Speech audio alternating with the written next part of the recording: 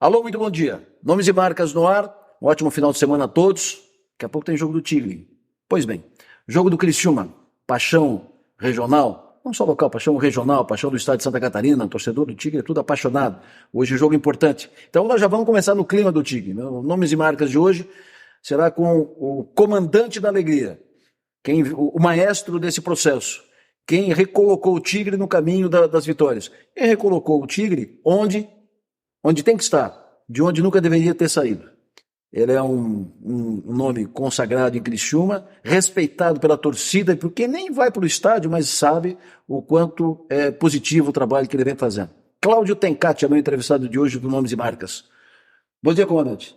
Bom dia, Delor. Prazer estar participando do programa, esse maravilhoso programa, né? Porque tem referências aí extremamente positivas, né? E grandioso na cidade de Criciúma e região. Então, saudar o torcedor carvoeiro, que eu tenho certeza que vive um momento feliz, nós também estamos felizes e que essa caminhada continue dessa forma, né? Felizes. Prazer é nosso, Tencati. Maior respeito pelo teu trabalho. É evidente que futebol é isso, hoje ganha, amanhã perde e tal, mas o trabalho que tu faz, a composição, a organização do time, isso é visível por todos, quem entende futebol, mesmo quem não entende muito. Mas tudo isso é uma ideia, né? Isso vem vindo, é um sistema de jogo. Eu quero te ouvir sobre o seguinte. Primeiro, onde é que tu veio? Veio da roça? Como é que tu veio pro futebol? Tu é do interior do Paraná? Interior do Paraná. Nascido em Indianópolis. Nascido em Indianópolis e criado em Cianorte, né? Então, meu pai migrou para Cianorte em 75, depois da Geada Negra, né? Que era cafeicultor. Então, e trouxe nós para a cidade, era uma família de 8 irmãos, 2 mulheres, 6 homens, e então meu pai disse o seguinte para minha mãe: olha, vamos levar essa criançada para a cidade, e quem quiser estudar, vai estudar, e quem não quiser, vai trabalhar. Então, e foi isso que aconteceu.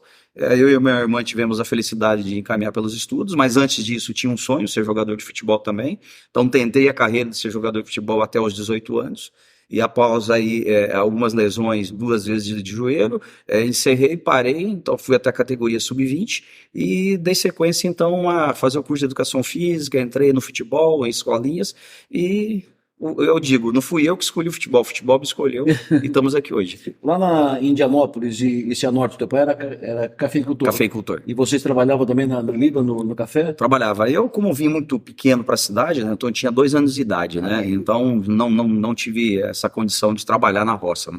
Mas quando meu pai migrou para a cidade, depois aí ele trabalhava ainda, fazendo alguns trabalhos que tinha naquela época, ainda contratava pessoas para ir para o trabalho rural, né, e ele fazia isso, né, então ele administrava inclusive um grupo de pessoas, mas depois ele passou a entrar na construção civil. Então entrou na construção civil e depois eu me tornei o ajudante. Então eu fui o servente de pedreiro do meu pai, o assistente dele ali em algumas coisas, fazia calçada, muro, então esses pequenos serviços e a gente era o braço direito dele ali. Muito tempo servente de pedreiro? Fiquei ali uns 2 anos trabalhando com meu pai e depois ele fazia aquilo, né? Eu trabalhava até um certo horário e fazia ir para a escola. Então sou agradecido a ele porque uma das coisas que ele priorizava, vai estudar. Então, chegava um horário e falava, ó, vai para a escola. E nesse sentido, né, tive a oportunidade de concluir o ensino médio e daí, então, me encaminhar para uma faculdade de Educação Física, onde que me formei em Educação Física. E antes da faculdade, antes de trabalhar com o esporte, além de servente de pedreiro, que outra atividade tu trabalhou? Já cheguei a trabalhar em escritório de contabilidade, como fazer esses serviços de externa, de buscar nota fiscal, entregar o boleto, isso, aquilo. Então fazia aquele serviço de office boy para escritório de contabilidade. Até ali o pessoal queria que eu crescesse, mas não era minha, já senti que não era esse negócio de contabilidade. Então dali tive envolvimento no departamento pessoal, ajudante ali, mas aí eu segui para outra área. Até meu irmão gerenciava 2 farmácias em São Paulo e tinha mais 2 que o patrão dele queria que ele desse esse gerenciamento, ele até me convidou para ir junto com ele para tentar entrar nessa área também da rede farmacêutica, né? E meu irmão trabalhou sempre nisso, mas também não é uma coisa que eu saí já com 16 para 17 anos, falei, não é minha não.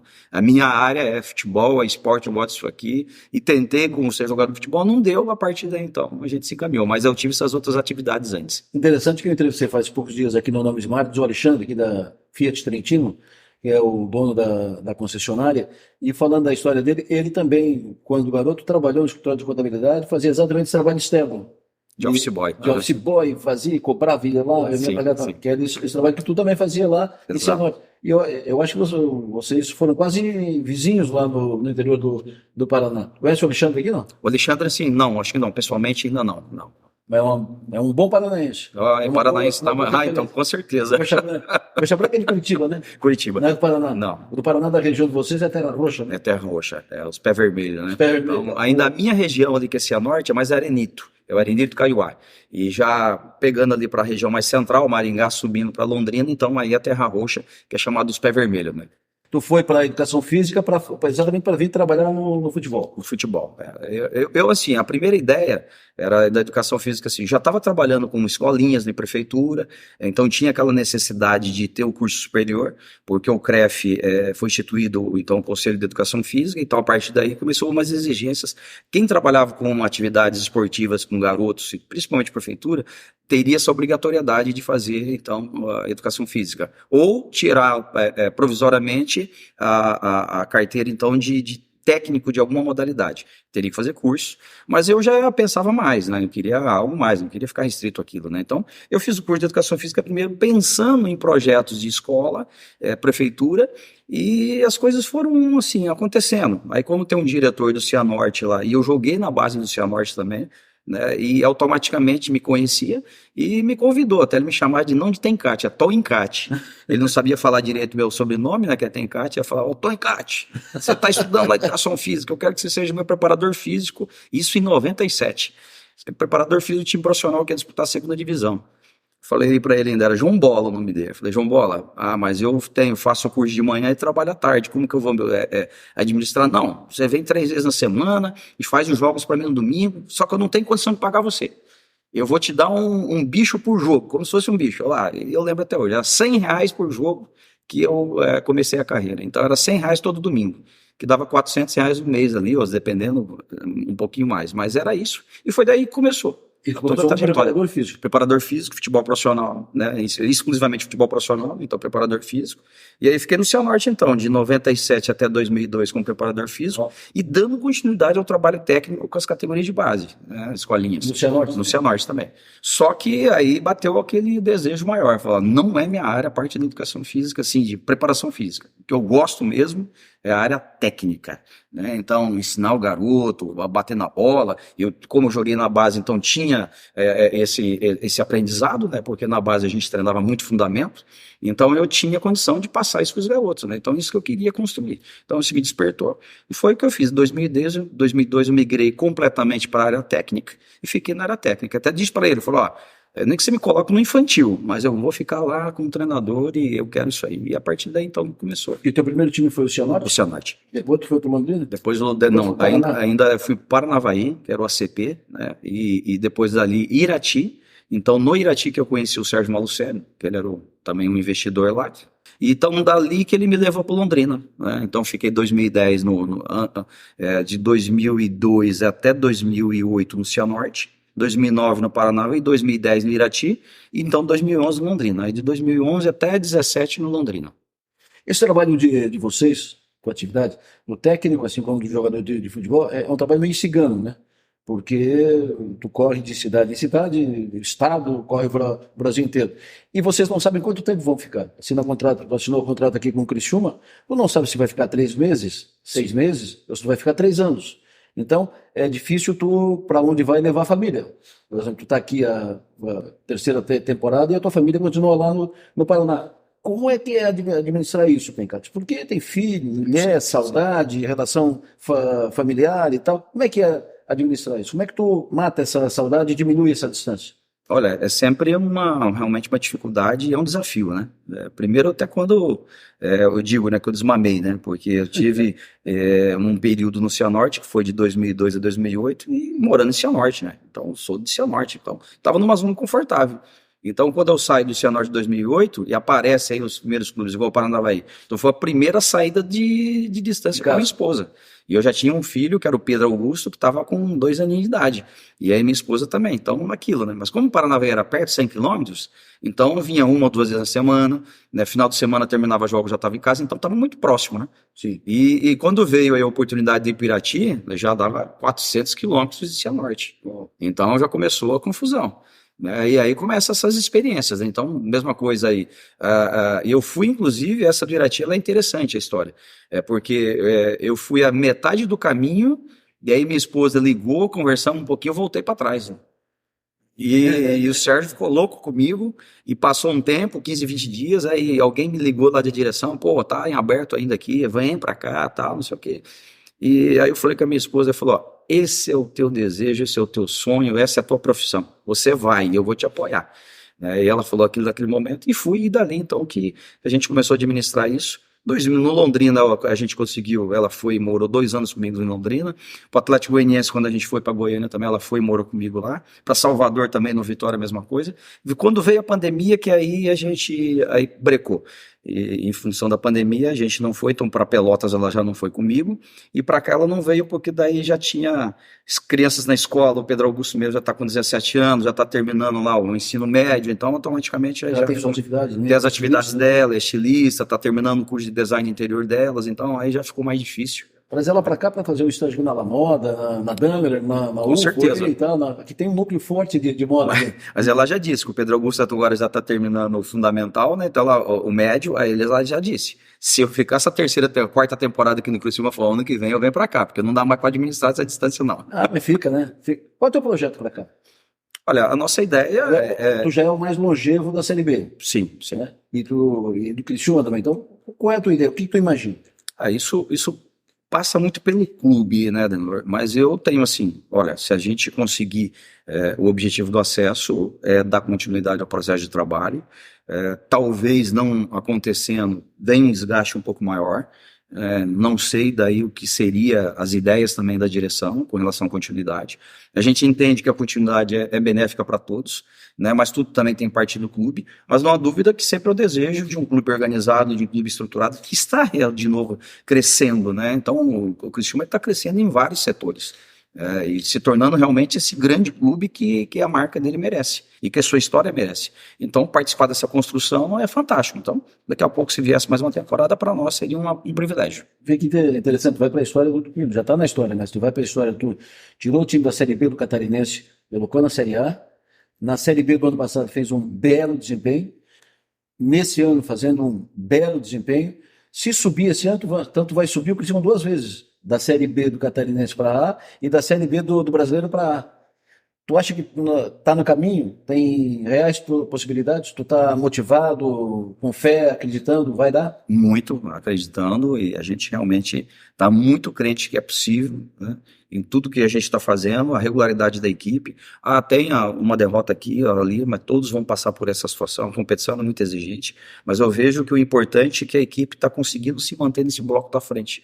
Então, uma hora está dentro do G4, uma hora sai um pouquinho, e é o que eu tenho dito. Se a gente conseguir 3 vitórias seguidas, 4 seguidas, igual a gente teve da metade do final do primeiro turno para a reta final, esse vai ser o ponto do nosso acesso. Então, é nisso que a gente acredita, o trabalho interno que está sendo feito, com um grupo de jogadores, com comissão. Então está muito bem alinhado, e é nessa força, né, nessa pegada que a gente está, que a gente acredita que é possível sim o acesso. O povo vai ter eleger prefeito daqui, eu tenho que... Não. Aí já a parte política comigo já...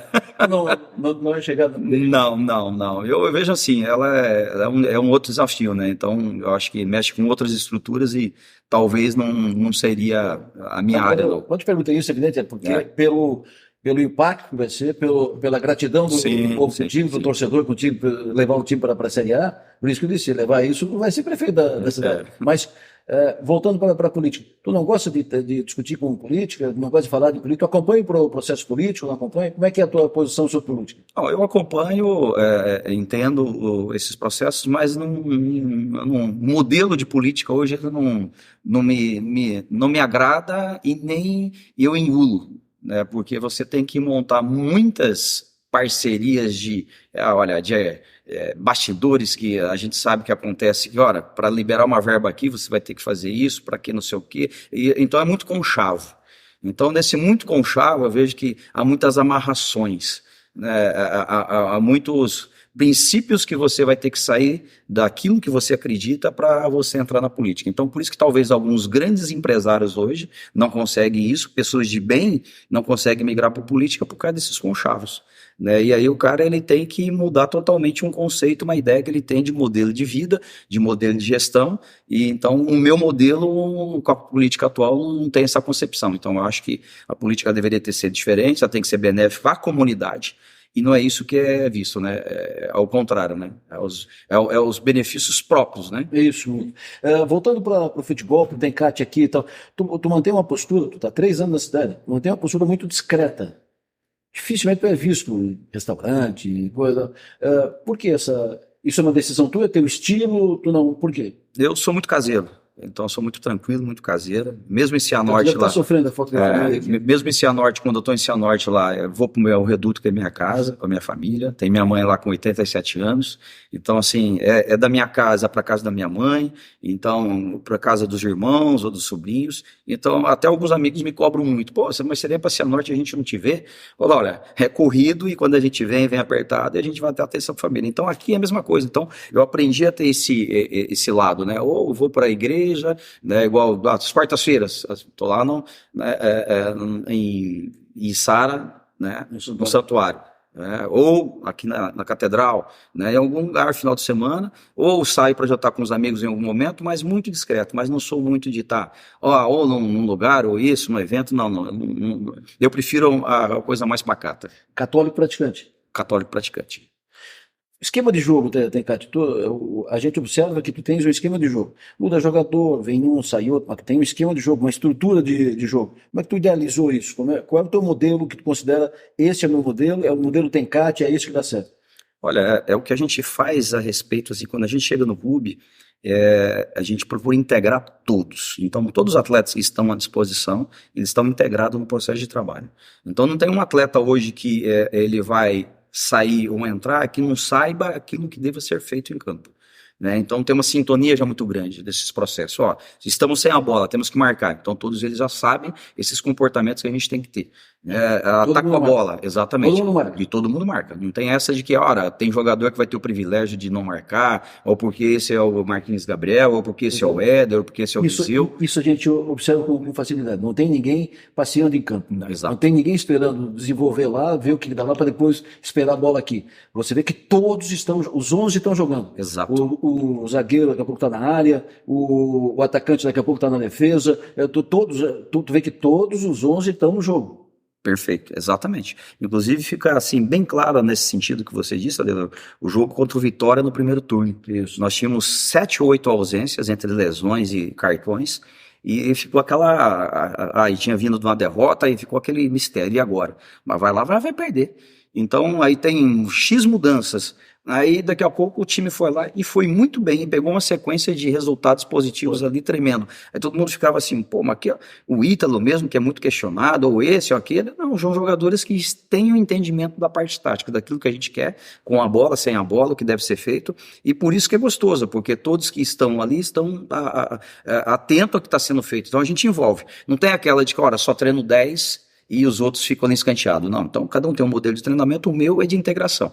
Então eu tenho essa metodologia que todos têm que estar envolvidos. E aqueles que não têm, não pode estar aqui. Eu vi um jogo, no camarote da Som Maior aqui, eu venho para os jogos e sempre a gente traz convidados. Um dia veio conosco no jogo o Walter Islândia, aqui da Rede Vistec de Supermercados, que adora futebol. Certo. Adora futebol, técnico de futebol, foi técnico do time de Nova Veneza, entende de futebol. E aí a gente estava assistindo o jogo e ele disse: esse time é muito bem armado, porque olha a transição, ele viu coisa que eu não vi, né? Porque técnico, ele vê coisa que eu não vi. Olha a transição rápida, olha aqui a mudança, olha a velocidade, olha que todo mundo pega onde é que está. Esse time é muito rápido, porque ele é fechado atrás e ele sai na boa com velocidade. Isso é um modelo que tu implantou aqui, tu tentou implantar nos outros também? Esse é o teu modelo? Ou tu muda de time para time, de plantel para plantel, de grupo para grupo? Eu tenho um modelo, mas é claro que a gente explora as características dos jogadores, né? Então, uma coisa que é uma virtude de tanto da gestão executiva como a comissão técnica que nós tivemos aqui no Criciúma, que quando o Juliano, através nos trouxe para cá, através do Anselmo, presidente atual naquele momento, né? Então, quando o Juliano chegou, a gente subiu, depois renovamos. Qual que é o modelo do Criciúma? Não tem. Então, não, precisa ser criado um modelo de jogo para o Criciúma. Então, a gente foi fazer um estudo do Criciúma, característica do Criciúma, o que o torcedor querido do Criciúma, qual que era o DNA do Criciúma, né? Então, até o hino do Criciúma, a gente estudou algumas letras ali, então, para trazer, porque o que o hino fala é o que o torcedor espera que o time faça em campo. Não se entregue, seja aguerrido, que lute com alma e coração, né? Então, e isso a gente quis trazer para o modelo de jogo. Então, uma forma de jogar que imprima um ritmo de marcar e jogar que transmita isso para o torcedor. Então, às vezes, nós não vamos fazer grandes jogos, mas você pode observar que o nosso time, ele, mesmo perdendo em casa, como já perdemos, ele não se entrega. Ele não para de lutar, ele não para de correr, ele não para de brigar. Então, ele deixa o máximo dele dentro de campo. Então, nesse modelo, e a gente construiu, né? Então, a gente, de amplitude, profundidade, um jogo que pudesse proporcionar para ver um time vertical, de direção do gol quando é possível, né? Então, todos esses processos é o que transformou o Criciúma hoje nesse momento. Então, eu já carregava algumas coisas comigo, né? E discutimos internamente com a comissão e montamos, então, esse modelo que daqui do Criciúma, com certeza, eu vou levar muitas coisas positivas do que é o que está acontecendo para frente. A gente olhando de fora lá do camarote, a gente observa, de vez em quando a gente comenta, daqui a pouco o Tecate entra em campo, porque tu fica ali vivendo e correndo daqui para lá e vibrando e dando grito. De vez em quando não dá vontade de entrar em campo. Olha, às vezes entra. Aquele jogo contra a Ponte Preta também, com o Rodrigo num passe que ele atravessou o jogador, a bola, eu dei um pique naquela lateral ali, que foi de 5 metros ali, para dar um carrinho para tirar a bola. Mas ele recuperou e pegou. Gestão de negócio, né? O empresário trabalha 24 horas por dia e tal. Isso que tu faz aqui, tu é um gestor. Perfeito. Porque a gente vê o Tencate ali no banco orientando o time, mas a gente não vê, via de regra, né?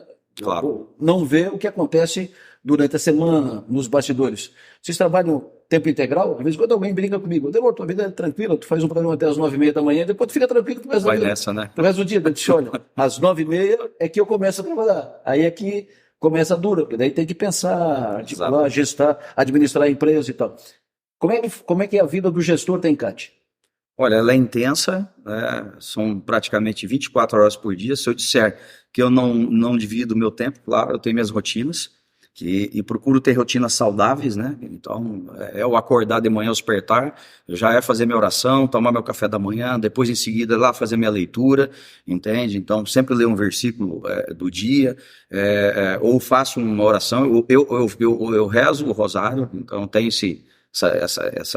é uma das rotinas saudáveis para mim, principalmente aqui. E depois já me envolvo com futebol, ligo para minha esposa, chamada de vídeo, se os meus filhos estão lá, já falo com eles. Se eu não falo de manhã, já é no final da noite, já é na noite. Mas entre esses intervalos, só futebol, todo dia. Todo dia com chamada de vídeo. Né? Então, até porque isso, a tecnologia nos favorece muito, mas entre esses intervalos dessas rotinas que a gente tem, é futebol. Então, daqui a pouco, terminei uma rotina ali, já planejamento do treinamento da tarde. Já monto de manhã, já passo para o pessoal da comissão, discuto as ideias com eles, né? Então, algum detalhe, alguma coisa. Então, hoje a tecnologia melhorou muito também a comunicação, porque é um WhatsApp que você já dispara uma mensagem, você já se comunicou com 10 ali profissionais que estão interagindo para o trabalho da tarde. Então, é fantástico isso. Então a gente tem uma rotina, analisar os jogos nossos, termina um jogo, já temos todas as imagens para analisar o que o nosso time fez de bom, o que não fez, analisar o adversário, né? Então é um trabalho extremamente intenso e inclusive montagem de trabalhos jornada inteira. Então, final de semana fui para casa, passar o domingo dos pais, fiz um sacrifício, fui para casa lá com meus filhos. Teve um momento futebol. Né, jogou Vitória e Ceará. Viu o jogo do Vitória e Ceará. Então, não tem. Então, as rotinas são intensas. A gente sai de um jogo, já fica pensando. Né? Então, mesmo no momento de lazer, de vez em quando estou tomando uma taça de vinho. O que eu estou vendo? Vendo o vídeo nosso, idealizando talvez uma mudança tática que a equipe possa fazer, né? Que até brincaram daquela vez no Vitória. Ora, mas foi muito apertado, o que você fez? Falou, olha, eu estava tomando uma taça de vinho para relaxar e já pensando no que tinha que ser feito contra o Vitória. Né? Então, é nesse sentido. Então, é muito intenso mesmo. A tua bebida é o vinho? Eu gosto de vinho, eu gosto de cerveja ou chopp e ponto, mais nada. Então, eu não tomo outra bebida a não ser o vinho ou uma cervejinha ou um chopp. Qual é a tua uva preferida no vinho? A Cabernet é um dos principais ali, não há dúvida. Uma Merlotinho também, né? Vai bem. Merlotinho aqui da América do Sul, vai bem. Sim, Serra Gaúcha mesmo ali. Ótimos vinhos, né? Me diga, tu citou o Ítalo Melo e o Marquinhos, então eu vou trabalhar com os dois. O Ítalo Melo veio, e evidentemente tu tinha uma expectativa, tu conhecia, e ele veio e não demorou para dar liga. O Marquinhos voltou e também ele não desenvolveu. Como é que tu administra isso? Porque está uma certa frustração no Tencate, né? Que esperava o Marquinhos no ano passado, o Marquinhos no começo do ano. Como é que tu administra isso com o jogador? Tu conversa direto, joga no grupo para o grupo resolver, dá tempo para eles apenas? Como é que tu administra? Olha, principalmente a gestão, principalmente das individualidades, elas são feitas em conversas individuais. Então, uma coisa que a gente preza muito no nosso modelo de gestão, né? E principalmente ali na nossa metodologia, elogia em grupo e as cobranças ou os puxões de orelha, as orientações é feito individualmente. Privado. Então, você vai jamais ver o Tencate e vir aqui cobrar alguém individualmente no grupo, se não for uma questão disciplinar, que interferiu no elenco. Alguém se xingou um ou outro no treinamento ou passou dos limites, vai ser cobrado no grupo. Agora, quando é uma orientação a respeito de parte tática, ajuste, isso é feito individualmente. Né? Então, são coisas que a gente prioriza muito nisso. Caso igual do Marquinhos e do Ítalo, são conversas, a gente dá moral, deixa o tempo se encarregar também, cria estímulos com material de vídeo, com conversas individuais, né? O Marquinhos tem sofrido mais para as questões das lesões, né? Então, que agora a gente já está num outro processo de que, não vai ocorrer mais porque a gente está fazendo um processo diferente com ele, né? Com o Ítalo é sempre de gerar confiança para ele, porque é um menino que ele é muito fechado, ele precisa estar interagindo mais com o grupo, já interage melhor hoje, mas é um atleta muito fechado, muito na dele. Então, a gente tem que estar percebendo essas coisas para poder ajudar o atleta a ele se desenvolver e poder tirar o melhor dele, né, do seu potencial. Como é que tu administra dentro do grupo, não tem nenhum problema, um jogador internacional como o Éder, internacional, Itália, seleção da Itália e tal, São Paulo, e veio para o Criciúma. E o jogador que está começando aqui, novo tal, que era da base do Criciúma, ou o jogador iniciando. Como é que administra isso para ficar todos mais ou menos respeitadas as diferenças, mas no grupo, todos mais ou menos no mesmo patamar, no mesmo ambiente, no mesmo clima?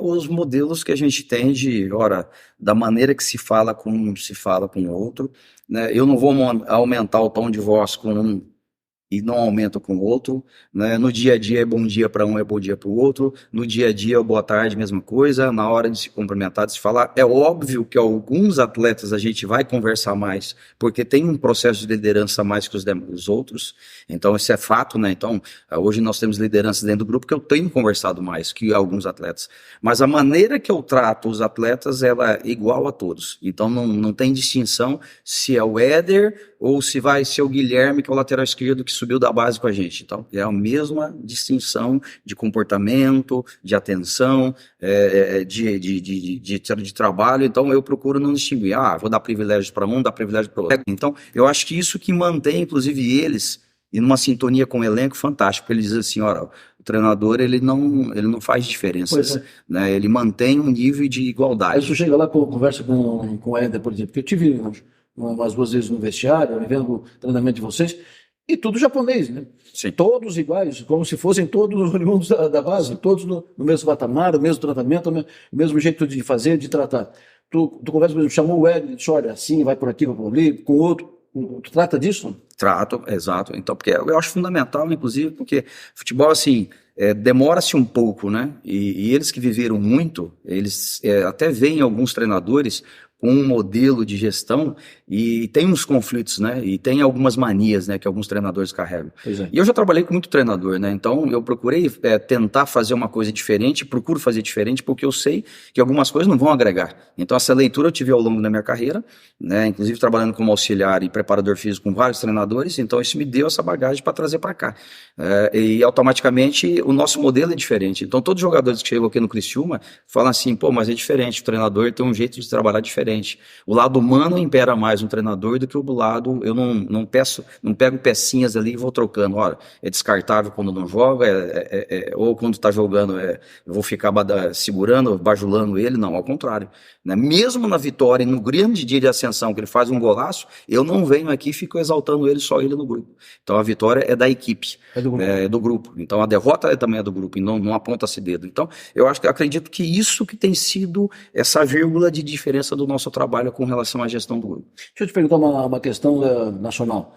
Dos times da Série A, 12 times estão sendo administrados, tem técnico, são 12 técnicos estrangeiros.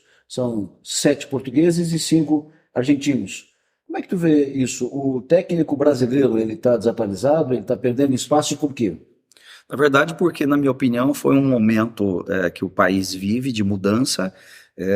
Vamos dar um exemplo. Lá atrás, quando terminou a Copa do Mundo, que nós tomamos 7-1 da Alemanha, os treinadores experientes ficaram todos escanteados. E os clubes estavam sem dinheiro para contratar. Fizeram o quê? Só pegaram treinadores jovens. Foi a maior migração de treinadores jovens e promissores que teve no mercado nacional. Jair Ventura, né, e vários aí, se eu fosse citar, Barbieri. Então surgiram assim, do nada, estavam lá em times pequenos, ou no sub-20 do clube, como era o Jair Ventura, vou dar um exemplo. Estava no Botafogo, sub-20 do Botafogo. Depois estava de auxiliar e já promoveram o técnico do Botafogo. Barbieri no Flamengo, aconteceu a mesma coisa. E outros treinadores foram surgindo. Roger Machado aqui no Grêmio e vários nomes Barroca, aí. Então, Barroca, exatamente. Então, eles migraram muito rápido. Esperava-se muito resultado a curto prazo com esses treinadores. Infelizmente, não aconteceu os resultados. E houve uma mudança da questão das SAFs, que está conspirando agora para esse momento. Quando veio o Jorge Jesus e fez um excelente trabalho ali, e já teve essa migração de treinadores antes, né? Principalmente uruguaios e argentinos aqui no Brasil, né? E também teve grandes treinadores também, como os portugueses, que não deram certo, né? Vários aí que não deram certo. Então as SAFs têm dinheiro, têm poder de investimento, e começaram a trazer seus treinadores para suas comissões. E começaram a ter alguns resultados, alguns, principalmente o Abel no Palmeiras. Nós temos que tirar o chapéu, o trabalho dele é incontestável com o Palmeiras. Como foi o Jorge Jesus no Flamengo. Então eu vejo que aí os treinadores brasileiros ficaram em duas vertentes.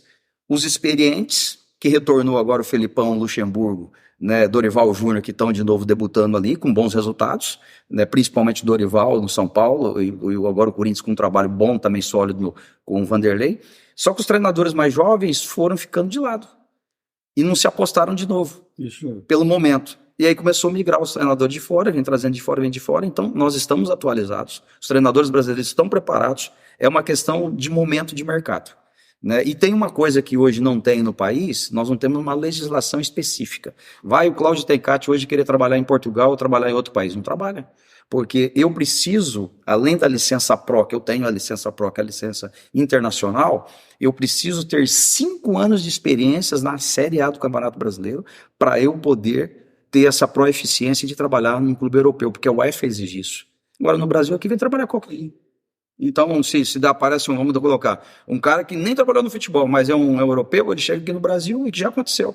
De uns caras que não tem nada a ver com futebol, não tem nada contra não tem uma legislação. O Flamengo, depois do Jorge Jesus, era auxiliar técnico lá Exatamente. Na Europa, veio para cá, não deu certo, ficou 3 meses, foi embora. Exatamente, o Flamengo mesmo. O Flamengo, se eu não me engano, já gastou com treinadores aí que bateram e voltaram e não deram certo, mais de 50 milhões. Uau. Porque de rescisões.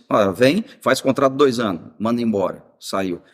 Esses técnicos que estão aí, estrangeiros e brasileiros, desses técnicos que estão na Série A, com qual tu te identifica mais? O teu modelo de jogo é mais parecido? Olha, eu tenho assim, dos que trabalharam aqui no Brasil, eu gosto muito do modelo do Abel, do Palmeiras. Né? Ele tem um modelo de gestão bacana, um time sempre competitivo. Se o time tem condição de ser propositivo, vai ser. Se não tem, ele vai ser reativo. Ele se adapta. Ele é um cara muito intenso com o time dele, ele ajuda o time dele. Ele sai um pouquinho fora da curva, às vezes, com relação à arbitragem, algumas coisas ali, mas eu vejo que, assim, em geral, eu gosto muito do trabalho dele, muito. Então, é um dos que, de fora, para mim, é o melhor. Como era também o treinador do Botafogo que saiu. Luiz Castro. É o Luiz Castro. As entrevistas do Luiz Castro, eu ficava impressionado com a qualidade das entrevistas dele. Em termos de qualidade de entrevista, esse é o cara que, para mim, ele foi o melhor, o top. Nem o Jorge Jesus tinha a qualidade de entrevista e de cognitivo entendimento do jogo como o Luiz Castro. Tencate, foi um prazer fazer o Nomes e Marcas contigo. Nós saímos do estúdio, o Nomes e Marcas normalmente é feito no estúdio da Som Maior, nós saímos do estúdio para vir aqui para o ambiente do Tencate, o vestiário aqui do estádio Heriberto Wilson. Nesse momento o Tencate está em Itu. Nós não estamos agora ao vivo aqui no estúdio. O Tencate está em Itu, porque tem jogo à tarde contra o Ituano, e que seja um grande jogo. Boa sorte. Muito obrigado por tudo que tem feito, obrigado pela alegria que tem esparramado aí pela cidade e pela região. E continue assim, rumo à Série A, para ficar o ano que vem aqui de novo. Com certeza, eu que agradeço o convite, a participação no programa, e como você citou, né, uma Série A, vamos lutar para que isso aconteça, e isso que nós trouxemos para o Criciúma também, entrega e compromisso, comprometimento, né, então é uma marca que a gente traz para o clube, e graças a Deus está dando certo, que continue assim, vamos buscar o acesso.